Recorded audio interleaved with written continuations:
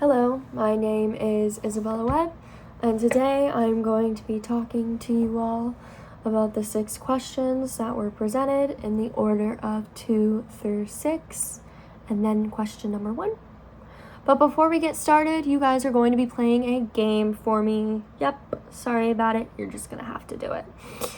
You guys are going to count how many times I say the phrase, "not surprised." Simple enough. At the end of this presentation, I'm going to tell you how many times I said "not surprised" and why you guys had to count it.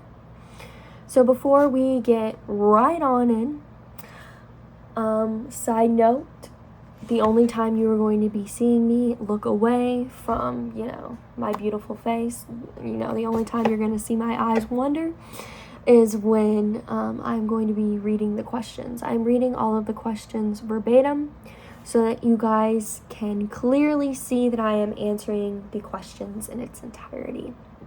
So, without further ado, let's get started. Question number 2. Consider these 2 key quotes from the film.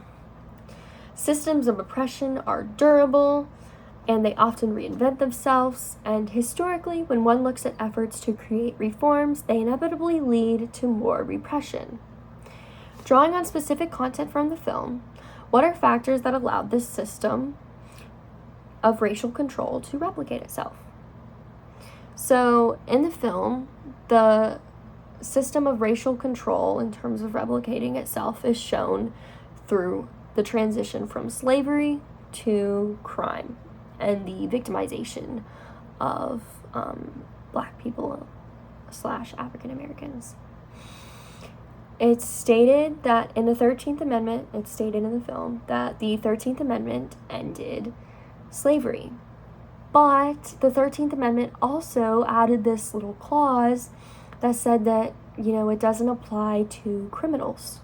So criminals can still be treated as slaves, and today in this system we see as such.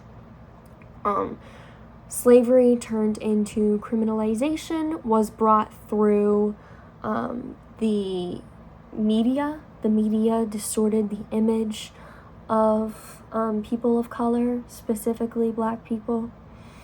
And then we had, conflict leasing, then which turned into Jim Crow.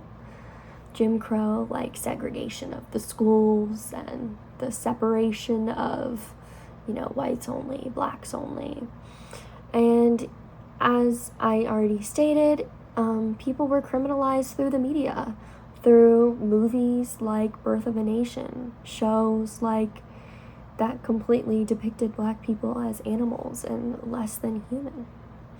We see in that one scene, the white woman jumps off of a cliff because it says that she would rather die than be raped by a Black man, which is actually very interesting considering the statistics, but nevertheless, it was there.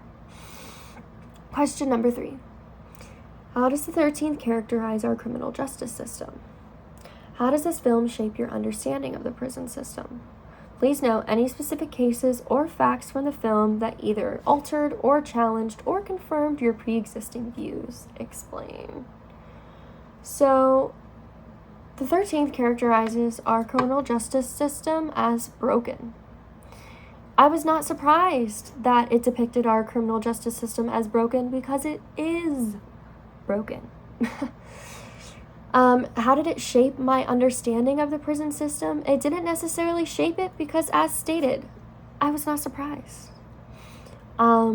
It, if anything, confirmed my views, and the specific things that confirmed my views were on how much control lobbyists have, how the nation distorts Black people, people of color, how many companies profit from the prison industrial complex, how bail enables people to be in jail and in prison when they could be out and they're not actually serving for heinous crimes, they're serving for the inability to pay, which is inherently racist. And the conditions of prisons. I've known about this. So a little backstory. The reason why I know all about this and was not surprised is because The election of 2012 officially sparked my journey into politics. I remember coming down the stairs that night, that election night when Obama won, and my parents were so excited because it was the first time that a black man was elected to the United States. Arguably a great president, but that's just me. But yeah, it sparked my interest into politics specifically. I even formed my own political group. This may be TMI. I'm a democratic socialist. If you don't know what that means, hit me up and I will tell you. My man's Bernie. I love him. Anyways, without getting sidetracked by Bernie, it's pretty easy. I learned and I informed myself on the criminal justice system and all of these systems because I was interested in it. So that's why I was not surprised in watching this movie. Next question number 4. How much did you know about the war on drugs and the war on crime before watching this film? Were you surprised to learn about the racial underpinnings of these legislative policies? Draw on a specific incident, case, or anecdote from the film that showcases the active role of the state in targeting and criminalizing communities of color. Discuss. How much did I know about the war on drugs and the war on crime? I knew a lot. I was not too surprised in watching this film because I knew that the war on drugs was kind of used on the war on crimes. It's interchangeable. I knew about that already. And I was not surprised to learn about the racial underpinnings of these legislative policies because I don't have much faith in the American people anymore, if I'm being completely honest. In terms of specific instances in this film, we can use marijuana as an example. Hundreds and thousands of people of color are arrested. Are arrested for offenses of marijuana. And it's arguable that substances like alcohol and prescription drugs are 10 times worse, and there's no penalty for that. So, another specific instance in which it really criminalized communities of color is the difference between crack and cocaine. They mentioned that crack was way more sought after for the criminalization in comparison to cocaine when they're basically the same thing. I was not surprised by this fact because I was told just through, living and experience that crack was for poor people and cocaine is for wealthy people. Not saying that people of color are poor, but in these systems that we set up, it is set up for people of color to be more poor than white people, which is absolutely awful. So, question number 5. After watching this film, return to strain and cultural deviance theories that we read about in our text. Select one theory and evaluate this theory in light of the documentary The 13th. How might this theory be expanded or modified to incorporate some of the causes of crime highlighted in this film? Be specific in referencing key information from the film. So the theory that I have selected to talk about is the social disorganization theory. From our textbook on page 127, social disorganization focuses on the development of high crime in areas which there is a disintegration of conventional values caused by rapid industrialization, increased immigration, and urbanization. So, once again, the factors that they look at are immigration, industrialization, and urbanization. My modification would be to add to reflect the policies, the specific policies, and other policies that are used throughout the United States that increase crime. The policies specifically that I am talking about in the film that were mentioned are policies like the 3 strikes you're out, and the 85% of your time served. They should 100% be included because it's arguable that they are factors that cause crime more than anything else. So, number 6. The film brings about broad ideas about race relations and criminal justice in this country. How can you connect these themes to a personal experience? I don't have a personal experience, but the fact that I don't have a personal experience is in and of itself an experience. I don't fear for myself, but I do feel fear for my friends and my family. Based on my race, I am privileged. I'm white, I'm privileged. Based on gender alone, I am not in general because I am a female, but in comparison to crime, I am privileged because men are more incarcerated than women. In terms of sexual orientation, I am a straight cisgender female, which means that I am more privileged. And then in terms of my economic status, I am part of the middle class, which means that I am privileged. My privilege affects my interactions with policies because it makes me less likely to be arrested.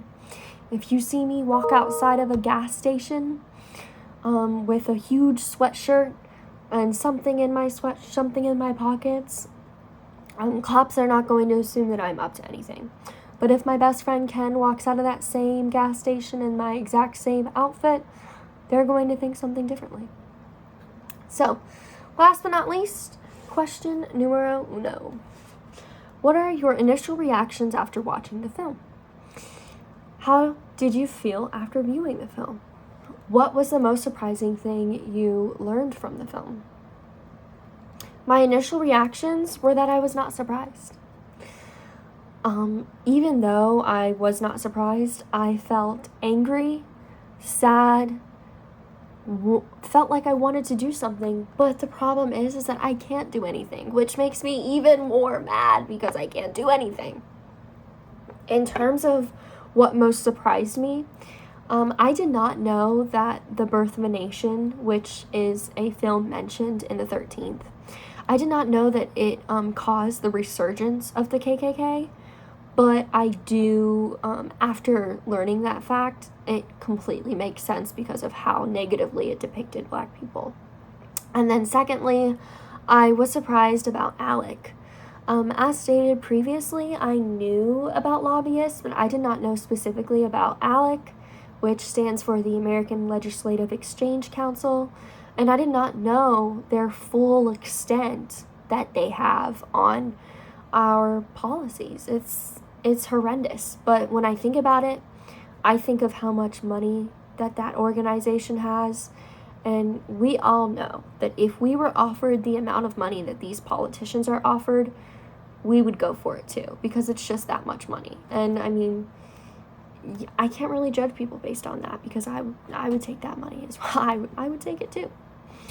So this concludes my answering of all of the 6 questions, and it officially concludes our game. How many times did I say I was not surprised? I'll wait. Well, including that last one, I said I was not surprised 10 times. So why was this a game, and why is this important? It's kind of like how school shootings are nowadays. You're not surprised. And the fact that you're not surprised is the problem here. I wish that, I would watch the film and it would show America in a huge, beautiful light. That would be surprising. But the idea that I had to say not surprised 10 times in this presentation really just shows the extent of how awful our system is. When we're not surprised anymore, that's a problem, and we need to think about this. And I hope you all have, counted and followed along and have enjoyed my presentation and answering of the 6 questions and this little game. And I hope you all enjoy the rest of your day, night, whenever you're watching this. And yeah, have a good day, all.